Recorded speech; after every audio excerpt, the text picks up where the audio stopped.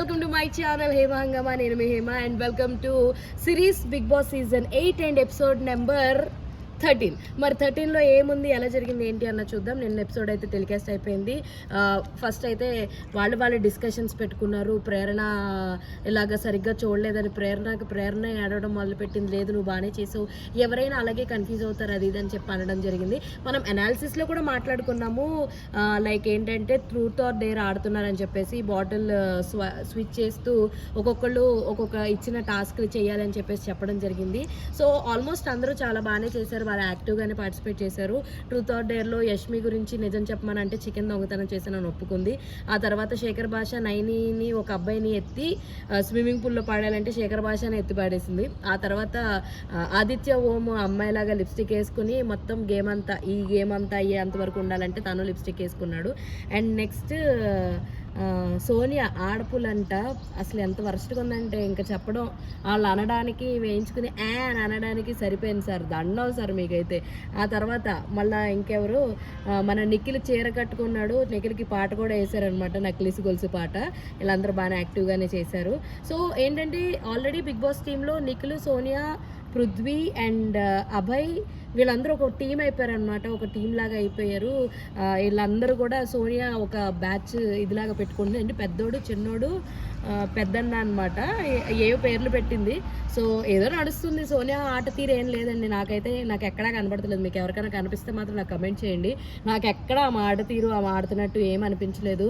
ఏదో విష్ణుప్రియ వాళ్ళకున్న టర్మినాలజీస్తో బ్రెడ్ మాడిపోయింది, ఎంత కష్టపడినోడికి మాడిపోయిన బ్రెడ్ పెడతావంటే ఈవిడ అలా ఎందుకు మాటలు వదిలిద్ది, ఏమనాలో తెలీదు, ఏం చేయాలో తెలియదు అంటే మరి ఈవిడ తెలుసా, ఈవిడ ఎన్ని మాటలు వదిలిద్ది ఆడుతున్నప్పుడు.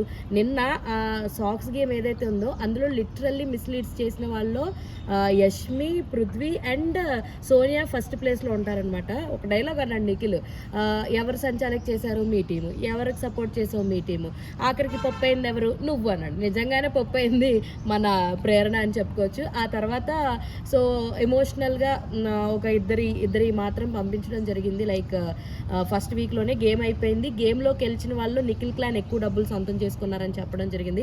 ఇద్దరుండి కూడా వాళ్ళు బాగా ఆడారని చెప్పొచ్చు, చాలా బాగా ఆడారు వాళ్ళిద్దరైతే. నిఖిల్ అండ్ మణికంఠ గేమ్ కూడా చాలా బాగా పెంచుకున్నాడు. అండ్ ఆ తర్వాత చూసుకుంటే ఇంట్లో నుంచి ఎవరికి ఎమోషనల్ రోలర్ కాస్టర్ అని చెప్పొచ్చు చాలా మందికి.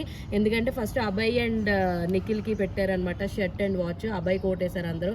ఆ తర్వాత ఆదిత్య ఓం అండ్ ఇంకొకళ్ళు ఎవరినో పెట్టారబ్బా, నాకు గుర్తురాట్లేదు కానీ. సో అందరూ ఆదిత్య ఓంకి ఓటేయడం జరిగింది. ఇలా ఒక్కొక్కటి సాక్రిఫైస్ చేస్తున్నారు. సీత అండ్ నైనికకి వస్తే నైనికకి ఇచ్చేసింది సీత. సో ఇలా అవుతూ ఉందన్నమాట. బట్ ఇందులో క్రేజీ ఏంటంటే మణికంఠ వస్తువుల్ని దాచిపెట్టే విధానం బాగుందండి.